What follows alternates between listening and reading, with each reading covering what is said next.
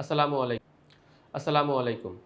দ্বিতীয় অধ্যায়ের আরও একটি বোর্ড সৃজনশীল প্রশ্নে তোমাদের সকলকে স্বাগতম জানাচ্ছি। এ পর্বে আমরা ময়মনসিংহ বোর্ড ২০২৫-এর একটি বোর্ড সৃজনশীল প্রশ্ন সমাধান করব।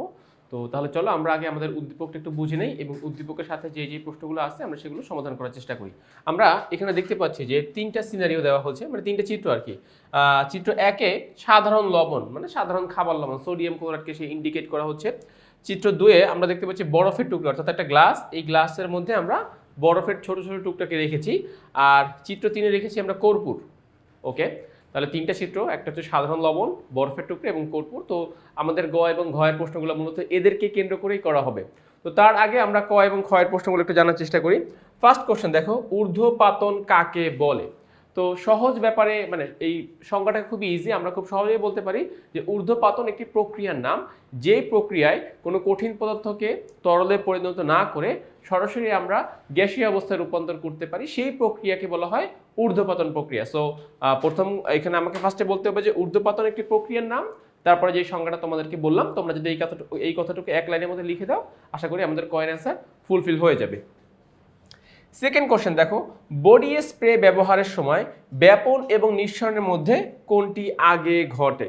আচ্ছা, তো আমরা নর্মালি কি হয় বলতো, যখন আমরা বডি স্প্রে করি তখন ব্যাপন এবং নিঃসরণের ডিফারেন্সটা কিন্তু আমাদেরকে একটু বুঝতে হবে যে ব্যাপন আসলে কি, নিঃসরণ আসলে কি।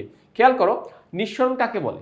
নিঃসরণ বলে যে সৌর ছিদ্র পথে কোনো গ্যাসীয় কণার উচ্চ চাপ থেকে নিম্ন চাপের দিকে সজোরে বেরিয়ে আসার প্রক্রিয়া। তো আমি যদি এখন তোমাদেরকে একটা উদাহরণ দেই, যে ধরো আমার এটা একটা পারফিউমের শিশি এবং যার এখানে একটা ছিদ্র রয়েছে এবং এই ছিদ্র দিয়ে ধরো এরকম গ্যাসীয় কণাগুলো আস্তে আস্তে বেরিয়ে যাচ্ছে।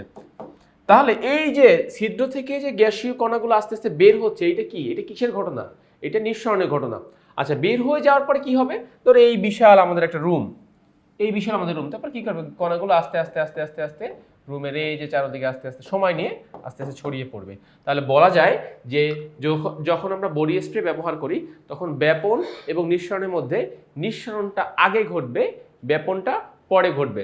নিঃসরণটা মূলত সেই পারফিউমের শিশি থেকে যে পারফিউম বের করতেছি, এইটা মূলত নিঃসরণের ঘটনা, এবং বের হয়ে যাওয়ার পর রুমের চারদিকে যে ঘ্রাণগুলো ছড়িয়ে পড়তেছে, এইটা হলো ব্যাপনের ঘটনা। ওকে, তো আশা করছি তোমরা এই অংশটুকু বুঝতে পেরেছো। এবারে যাচ্ছি আমরা আমাদের গয়ের প্রশ্ন। তো দেখো গয়ের প্রশ্ন কি বলতেছে আমাদেরকে। আচ্ছা, গয়ের প্রশ্ন বলতেছে দেখো, উদ্দীপকের ১ ও ২ নং পদার্থের আন্তঃআণবিক আকর্ষণ শক্তি ব্যাখ্যা করে। এখন তোমাদের মনে আছে যে ১ নং কে ছিল? ১ নং ছিল কিন্তু আমাদের সাধারণ লবণ। আমি এখানে লিখে দিচ্ছি আরেকবার। ১ নং ছিল আমাদের সাধারণ লবণ, আর ২ নং ছিল আমাদের বরফ। আচ্ছা, তাহলে এখন এদের মধ্যে আন্তঃআণবিক, খেয়াল করো, এদের মধ্যে আন্তঃআণবিক আকর্ষণ শক্তির তুলনা করতে বলছে বা আন্তঃআণবিক আকর্ষণ শক্তি ব্যাখ্যা করতে বলেছে। তো আমাদের এবার কম্পেয়ারের বিষয়টা হলো সাধারণ লবণ এবং বরফের টুকরা, এই এদের আন্তঃআণবিক আকর্ষণ শক্তি আমি এখন ব্যাখ্যা করার চেষ্টা করব, বোঝানোর চেষ্টা করব। ফাইন, তো তাহলে সবার আগে আসো আমরা এখানে আসি। তাহলে ফার্স্টে দেখো, সাধারণ লবণ লিখলাম আমি এক পাশে, আর এক পাশে লিখলাম আমি, আচ্ছা পানি না লিখি বরফই লিখি। আচ্ছা, বরফ। ওকে, তো প্রথম যে বিষয়টা আমরা নোটিস করব উভয়ের জন্য, যে এরা কিন্তু উভয় কিন্তু কঠিন পদার্থ। সাধারণ লবণও কঠিন পদার্থ, আবার বরফও কি পদার্থ বলতো? কঠিন পদার্থ। তার মানে প্রথম সাইডে এরা দুজনেই সমান পদার্থের দিক যদি বিবেচনা করি, আর দুজনেই কিন্তু কঠিন পদার্থ। সাধারণ লবণও কঠিন পদার্থ, বরফও কঠিন পদার্থ।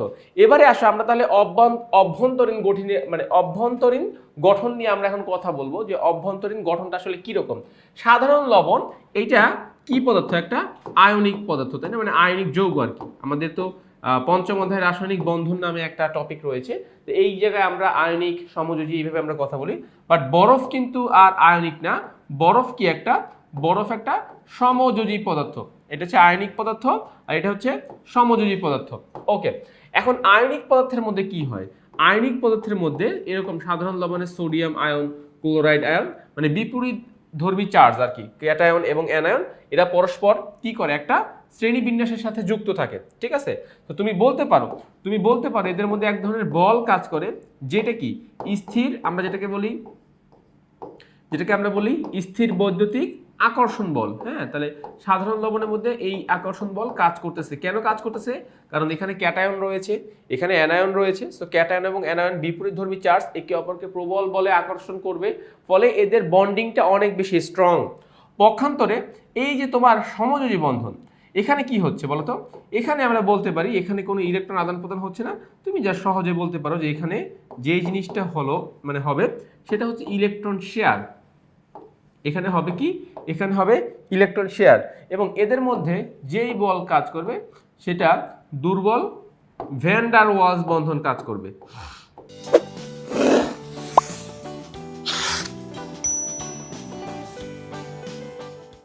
আচ্ছা, দুর্বল ভ্যান ডার ওয়ালস বন্ধন এখানে কাজ করবে, দুর্বল ভ্যান ডার ওয়ালস বন্ধন এখানে কাজ করবে। তো আমরা তাহলে মোটামুটিভাবে প্রথম ডিসিশনটা যদিও আমাদের সেম ছিল যে এটাও কঠিন পদার্থ, এটাও কঠিন পদার্থ, দুইটাই ছিল আমাদের কঠিন পদার্থ, বাট বাকি ডিসিশনগুলো কিন্তু আমাদের আর সেম থাকছে না। যে সোডিয়াম ক্লোরাইড বা আয়নিক সাধারণ লবণ একটি আয়নিক যৌগ, বরফ একটি কি যৌগ? সমযোজী যৌগ। আমরা এখানে জানি যে এখানে ক্যাটায়ন অ্যানায়ন সৃষ্টি হয়, এদের মধ্যে আকর্ষণ বলটা অনেক জোরালো হয়, এখানে ইলেকট্রন শেয়ার হয়, কোনো ক্যাটায়ন অ্যানায়ন সৃষ্টি হচ্ছে না। এইভাবে আর কি আমরা ব্যাখ্যা করব। এরপরে আমরা যেই কাজটা করতে পারি, ফাইনাল জিনিসটা আমরা আগে দেখাই। দেখো, তাইলে এটা কি অনেক শক্তিশালী, এই যে আয়নিক বন্ধনের কথা বললাম, সেই বন্ধনটা কি হবে বলতো? সেই বন্ধনটা হবে অনেক শক্তিশালী বন্ধন। আর এই যে বরফের ক্ষেত্রে যেটা বললাম সেটা কি হবে বলতো? অনেক দুর্বল বন্ধন। তাহলে আমাদের এখন ফাইনাল এন্ডিং ডিসিশনে আমি চলে আসছি। এন্ডিং ডিসিশন হচ্ছে এইটাই যে আমাদের সাধারণ লবণ এবং বরফ যে খণ্ড, এদের মধ্যে যেই বন্ডিং, এই বন্ডিংটা সমান হবে না, বরং সাধারণ লবণের ক্ষেত্রে আন্তঃকণা আকর্ষণ বল বা এদের অভ্যন্তরীণ যে গঠন, সেই গঠনের কারণেই মূলত লবণ অনেক বেশি শক্তিশালী বন্ধনে আবদ্ধ হতে পারবে।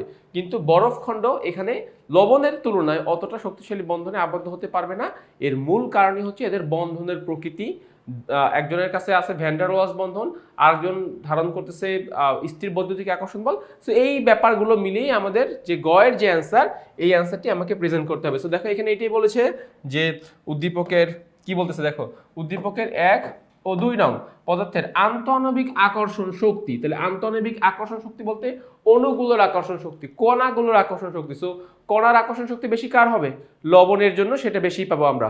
এবং এর যদি তোমাদেরকে আমি এর বাইরেও যদি আরেকটু দেখাতে চাই, তাহলে দেখা যাবে যে লবণের মধ্যে অণুগুলো এরকম থাকে, এরকম পজিটিভ নেগেটিভ হয়ে থাকে, এরকম sodium positive, chlorine negative, sodium positive, আবার পজিটিভের পরে নেগেটিভ, নেগেটিভের পরে পজিটিভ, ঠিক আছে? এইভাবে থাকে আর কি। সো এই যে দেখো, এদের মধ্যকার এই যে অণুগুলোর যে আকর্ষণ বল, ক্লাস গঠন করতে পারে এরা।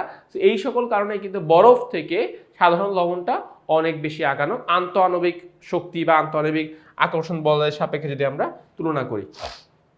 আচ্ছা, গেল আমাদের গ নাম্বার প্রশ্ন। এবারে যাচ্ছি আমরা আমাদের ঘ নাম্বার প্রশ্ন। দেখো, ঘ নাম্বার প্রশ্নে কি বলেছে আমাদেরকে? বলতেছে উদ্দীপকের 1 ও 3 নং পদার্থের তাপ প্রদানের লেখচিত্র ভিন্ন, বিশ্লেষণ করো। তারপরে 1 কে ছিল বলতো? লবণ, তাই না? আর 3 ছিল মনে হয় কর্পূর। আচ্ছা, তো এই যে লবণ এবং কর্পূর, আচ্ছা তাও আমরা আরেকবার দেখি নেই, আমরা আরেকটু শিওর হয়ে যাই যাতে করে আমাদের অ্যান্সারটা ভুল না হোক। দেখো, এই যে এখানে ইয়েস, দেখো 1 ছিল কে? সাধারণ লবণ, আর সবার শেষে কে ছিল? সবার শেষে ছিল আমাদের কর্পূর। সো এখন এদের দুজনের গ্রাফ নিয়ে আমাকে কথা বলতে হবে। এদের গ্রাফ কি একই রকম হবে নাকি এদের গ্রাফ ভিন্ন ভিন্ন রকমের হবে? সো আসো আমরা এখন এটা ডিসিশন দিব। তো আমি শুরুতেই বলবো যে মানে প্রথম যেটা ডিসিশন, যে এদের গ্রাফ একই রকম হবে না। প্রথম ডিসিশন কি বলতো? এদের গ্রাফ একই রকম হবে না। এখন কেন একই রকম হবে না, আমরা এখন সেই পয়েন্টগুলো নিয়ে ব্যাখ্যা করব। ওকে, তো দেখো এখানে পদার্থ হচ্ছে 2 রকমের। সাধারণ লবণ একটা স্বাভাবিক পদার্থ, বা খাবার লবণ একটা সাধারণ পদার্থ। সাধারণ পদার্থ কেন বললাম? যেই পদার্থের কঠিন অবস্থা, তরল অবস্থা, বায়বীয় অবস্থা, 3টা অবস্থায় থাকে, এদেরকে বলা হয় সাধারণ লবণ। মানে কি? এরা 3টা অবস্থায় তোমাকে মানে দেখাতে পারে, বা 3টা অবস্থায় এটা থাকতে পারে। আচ্ছা, আর কর্পূর কিন্তু সাধারণ পদার্থ না, কর্পূরকে বলা হয় একটা ঊর্ধ্বপাতিত পদার্থ। তার মানে এই কর্পূরের তরল অবস্থা নেই, কঠিন থেকে সে গ্যাসীয় অবস্থা ধারণ করে, আর গ্যাসীয় অবস্থা থেকে সে কঠিন অবস্থা ধারণ করে। তো আমরা এবার যদি লবণের পয়েন্টগুলো নিয়ে কথা বলি, লবণের গ্রাফ বা লবণের গ্রাফের অংশগুলো নিয়ে কথা বলি, তখন আমাকে কি বলতে হবে? খেয়াল করো, এই যে 3টা আমরা বলছিলাম যে লবণের 3টা অবস্থা, কঠিন অবস্থায় হতে পারে, থাকতে পারে সে, তরল অবস্থায় থাকতে পারে, আবার গ্যাসীয় অবস্থায় সে থাকতে পারে। তাহলে আমাদের গ্রাফের মোট অংশ কয়টা? মোট অংশ পাচ্ছি আমরা 5টা। দেখো এবি একটা অংশ পাচ্ছ তুমি, এই যে গ্রাফের মধ্যে আমরা কি পাচ্ছি, এবি একটা অংশ পাচ্ছি, দেন পাচ্ছি আমরা বিসি একটা অ্যানাদার অংশ বিসি, তারপর কি পাচ্ছি আমরা, তারপর পাচ্ছি আমরা সিডি, তারপরে কি পাচ্ছি আমরা, তারপরে পাচ্ছি আমরা ডিই ডিই, তারপরে কি পাচ্ছি আমরা, তারপরে পাচ্ছি আমরা ইএফ। তাহলে এরকম ভাবে মোট 5টা অংশ আমরা এখান থেকে পাচ্ছি। এবং দেখো প্রত্যেকটা অংশেরই কিন্তু আলাদা আলাদা রকমের বৈশিষ্ট্য রয়েছে, আলাদা আলাদা আলাদা আলাদা রকমের ব্যাখ্যা রয়েছে। তুমি যদি এখন এবি অংশ নিয়ে কথা বলতে চাও, তাহলে এবি অংশে লবণগুলো কোন অবস্থায় থাকবে, লবণের কণাগুলো কঠিন অবস্থায় থাকবে। অর্থাৎ এবি অংশে আমরা লবণের কণাগুলোকে আমরা কঠিন কণায় দেখতে পাবো, তারা কঠিন অবস্থায় থাকবে। তো তুমি এখানে এবি অংশের ব্যাখ্যা লিখবে যে কঠিন, তারপরে কণাগুলো কি আস্তে আস্তে তাপমাত্রা বাড়ছে, গ্রাফটা আস্তে আস্তে উপরের দিকে উঠতেছে, ইত্যাদি ইত্যাদি। বিসি অংশে কি হবে দেখো, বিসি অংশে কিন্তু আমরা কণার কঠিন অবস্থাও দেখতে পাবো প্লাস কণার তরল অবস্থাও দেখতে পাবো। তো বলতে পারো তুমি যখন বি পয়েন্টে আসবা তখন একটা কণা কঠিন থেকে তরলে পরিণত হবে, আবার তুমি যখন সি পয়েন্টে চলে আসবা তখন সকল কণাই ধীরে ধীরে কঠিন থেকে তরলে পরিণত হয়ে যাবে। তাহলে বিসি অংশে আমরা কঠিন কণাও দেখব, আবার বিসি অংশে আমরা তরল কণাও দেখব। সো এখানে দেখো বিসি অংশে কিন্তু আমাদের এখন অবস্থা বাড়তেছে। আগেরবার যেরকম এবি অংশে শুধুমাত্র কঠিন দেখেছিলাম, এবার কিন্তু কঠিন তরল আমি দুইটাই দেখছি। সিডি অংশে কি হবে বলো তো, সিডি অংশে যেটা হবে শুধুমাত্র তরল কণা আমি দেখতে পাবো, সিডি অংশে শুধুমাত্র তরল কণা এখানে দেখা যাবে। ডিই অংশে কি হবে বলতো, ডিই অংশে তরলও দেখা যাবে, গ্যাসীয় কণাও দেখা যাবে, অর্থাৎ তরল এবং গ্যাসীয় উভয় রকমের কণাকেই আমি ডিই অংশে দেখতে পাবো। এবং ইএফ অংশে কি পাবো, ইএফ অংশে শুধুমাত্র গ্যাসীয় কণা দেখতে পাবো। সো দেখো প্রত্যেকটা অংশের কিন্তু ইন্ডিভিজুয়াল ব্যাখ্যা বলো, ইন্ডিভিজুয়াল অবস্থা বলো, একটা অবস্থার সাথে কিন্তু মানে একটা ফেজের সাথে কিন্তু আর একটা ফেজের কোনো মিল নাই। তো আমাদেরকে এই ডিফারেন্সগুলো আমাদের অ্যান্সারে তুলে ধরতে হবে। নাম্বার 1 গেল এটা। এবং এখান থেকে গ্রাফের মোট কয়টা অবস্থা প্রকাশ করা যাচ্ছে বলতো, 3টা অবস্থা।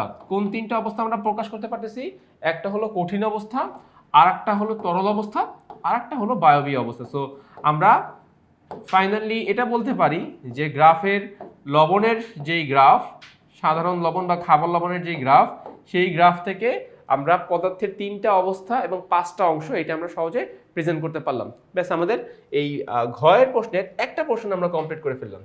আচ্ছা, এবারে যাচ্ছি আমরা অ্যানাদার পোর্শন। দেখো যেখানে আমাদের কর্পূরের গ্রাফ নিয়ে কথা বলতে হবে, যেখানে আমরা কর্পূরের গ্রাফ নিয়ে কথা বলবো। সো ওকে ফাইন, দেখো কর্পূরের গ্রাফ এখানে কি হচ্ছে। এখানে প্রথম কথা হচ্ছে এখানে গ্রাফের আর সেই আগের মতো 5টা অংশ নেই, অংশ কমে যাচ্ছে। এখানে আমরা গ্রাফের পাচ্ছি 3টা অংশ, এবি, বিসি, সিডি। এখন আসলে ইন্ডিভিজুয়াল প্রত্যেকটা পয়েন্ট নিয়ে কথা বলবো। এবি অংশে কঠিন, আগের মতোই, আগেও এবি অংশে কঠিন ছিল, এবারও এবি অংশে কঠিন। এই একটা জায়গায় মিল পাচ্ছি আমরা যে এবি অংশ, উভয়ের এবি অংশে আমরা কঠিন পাচ্ছিলাম, লবণের ক্ষেত্রেও কঠিন পাচ্ছিলাম, কর্পূরের ক্ষেত্রেও কঠিন পাচ্ছি। বিসি অংশে কিন্তু আর আগের মতো সেম নয়, এখন কঠিনের সাথে কিন্তু তরল আসবে না, গ্যাসীয় আসবে। কেন গ্যাসীয় আসবে, কারণ এই ঊর্ধ্বপাতিত পদার্থের কোনো তরল অবস্থা নেই, তাহলে সে তো কঠিন থেকে তরলে যেতে পারবে না, সে কঠিন থেকে সরাসরি কোথায় চলে যাবে, গ্যাসীয় অবস্থা চলে যাবে। সো যখন তুমি বি পয়েন্টে আসবা তখন ধরো একটা কণা গ্যাসীয় হবে, আর যখন তুমি সি পয়েন্টে আসবা তখন তোমার সকল কণা ধীরে ধীরে গ্যাসীয় অবস্থায় রূপান্তরিত হয়ে যাবে। গেল এটা। আবার সিডি অংশে কি পাবো আমি, যেহেতু আমার সি পয়েন্টে সকল কণা গ্যাসীয় হয়ে যাচ্ছে, তাহলে আমি সিডি অংশে বা সিডি পয়েন্টে সকল গ্যাসীয় কণাকে এখানে আমি দেখতে পাবো।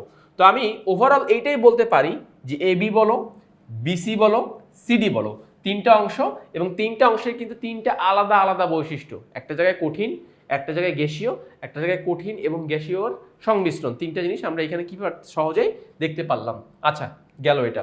তাহলে আগেরবার গ্রাফের মোট কয়টা অংশ ছিল, 5টা। সাধারণ লবণের গ্রাফের মোট 5টা ছিল, বাট এই কর্পূরের গ্রাফের কিন্তু অংশ হয়ে যাচ্ছে 3টা। তার মানে কি 2টা অবস্থা এখানে কমে যাচ্ছে, 2টা অবস্থা বলতে 2টা পয়েন্ট এখানে কমে যাচ্ছে। এবার আসো আমরা যদি গ্রাফের অবস্থা নিয়ে কথা বলি, যে এই গ্রাফে মোট কয়টা অবস্থা প্রকাশ করা হচ্ছে, অবস্থা প্রকাশ করা হচ্ছে 2টা। একটা হলো কঠিন অবস্থা আর একটা হলো বায়বীয় অবস্থা। ওকে, তাহলে আমাদের কাছে কিন্তু পার্থক্যটা অনেক ক্লিয়ার, যে সাধারণ লবণের গ্রাফের মোট 5টা পয়েন্ট, 3টা অবস্থা, আর কর্পূর বা ঊর্ধ্বপাতিত পদার্থের গ্রাফের মোট 3টা পয়েন্ট, 2টা অবস্থা। সো এই পয়েন্ট ব্যাখ্যা যদি আমরা করে দিতে পারি আমাদের, তাহলে কিন্তু ঘয়ের অ্যান্সারটি অ্যাপ্রোপ্রিয়েট হয়ে যাচ্ছে। সো ওভারঅল আমি তোমাদেরকে যেইভাবে সামারি করে দিলাম, যেইভাবে দিক নির্দেশনা দিলাম, তোমরা যদি এইটা ফলো করে এক্সামের অ্যান্সার লিখতে পারো, তাহলে আশা করছি এই সকল সৃজনশীল প্রশ্নের তোমরা ফুল মার্কস পেয়ে যাবে এবং তোমাদের লেখাটা যথেষ্ট স্ট্যান্ডার্ড হবে। তো আজ এ পর্যন্তই, আমাদের প্রশ্নের অ্যান্সার আমরা ফুললি কমপ্লিট করে ফেললাম। আর নেক্সট সিজন ছিল আবার তোমাদের সাথে দেখা হচ্ছে।